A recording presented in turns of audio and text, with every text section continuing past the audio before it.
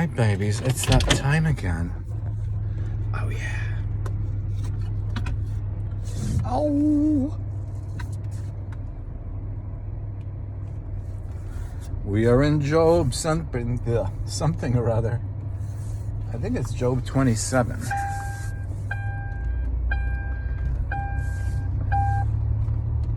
It's a very poetic passage with a lot of language regarding the jewels that are hidden in the earth that are difficult to obtain, which man has figured out how to do, and compares that with his inability to find wisdom. Nicely done, Job, or whoever you are that wrote that. In this case, God, I think, had a lot to do with it. Yep, this passage rings true.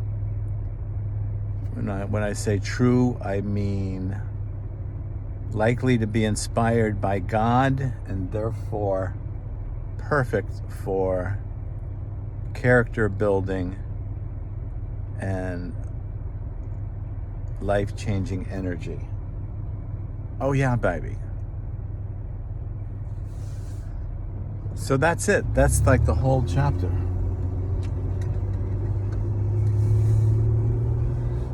And in the end it says, it gives the answer to the secret of wisdom is the fear of God and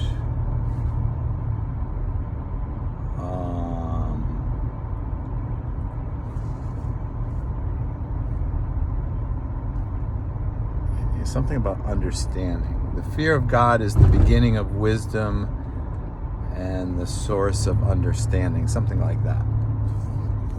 So we always get nervous when we hear that word fear, right? Because it's like, fear is bad. How can fear be the beginning of wisdom? Well, because in the use of it in the Old Testament, some people, frequently refer to it as having the awe of God. Whereas I look at it more of like the recognition that you are not your own. Like the proper mindset that God is God. And you are not. Unless you let him in and he transforms you. Then you've got something to say.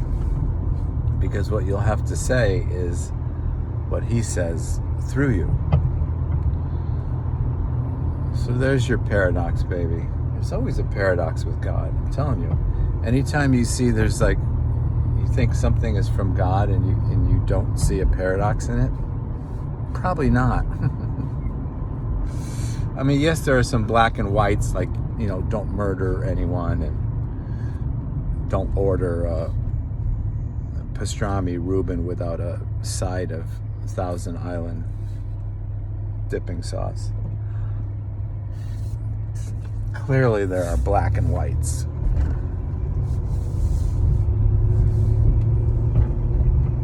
And also make sure your pastrami Reuben is grilled crispy. Yeah, baby. Very important. And for me, I like American cheese instead of Swiss. I'm not a fan of Swiss cheese, sorry. It's got sort of that stink to it that I just don't like. All right. Like provolone, too, has that kind of weird stink to it. It's like, no, thank you. I'm trying to enjoy myself here. I'm eating. I'm not doing something else that you do after you eat. Hello. All right. So, I'm going to see my aunt today, we're celebrating her 94th birthday. Oh my gosh. And I can't think of what to buy her. And I don't want to bring flowers because it's like if everybody's bringing her flowers, it sort of looks like it's something else, right? So I don't know what to do.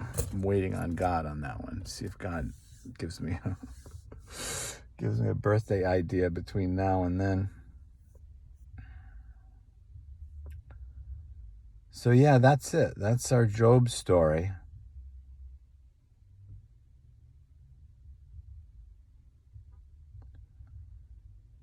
And I think it's appropriate that he's talking about wisdom in a time where he's going through some hardship and his friends are assuming it's because of his unrighteousness. And he knows that he was always true to God, so he knows that's not it. So therefore, it must be a test of some kind. And God will use the calamity in our lives to bring us closer to him. Absolutely. Does God order the calamity? I don't think so. He'd much rather stay cozy with us, leading us, showering us with gifts of love as we shower him back the same love with our obedience. Oh yeah, without all the calamity. However, the calamity has a way of drawing us closer to him. And so that's his main concern. He uses it. Oh yeah, baby. He uses it for sure. So yeah, that's about it. What else is going on? I found some chords finally online. Unfortunately, Ultimate Guitar, which used to be the main place to get it, they want money now for their service, which is understandable, but it was nice when you could get it for free. But I found something somewhere. It's called Yalle Media, Yalle Media. And they have chords to Robert Lamb's song called A Lifetime We. Oh, very difficult chords to come up with. I could never do it myself, so I'm so excited I found it. And I tested it. They look like they're pretty close to being correct. And it's just this sexy little song about just being in love and being together as one. Oh yeah, baby. You know that makes me happy. I love songs like that, especially when they're unique in their chord composition and surprising changes. It's one thing I want to do for God is I want to surprise him. You know how in a relationship, it goes sour when there's no more surprises, right? Exactly.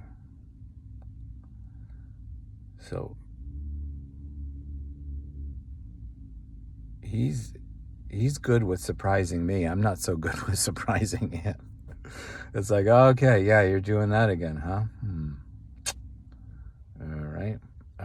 That? Yeah, we've heard that before. Mm-hmm. So somewhere along the line, I want to catch him busy while he's solving the conflict in Iran. And when he gets back to me, I surprise him with something lovely. Now, I'm saying all this tongue-in-cheek, but it's kind of like that, It's like the relationship is so vibrant that to me it's like I gotta do something special for this guy. He's doing everything for me. I need to give him a little joy, if not a whole bowl full.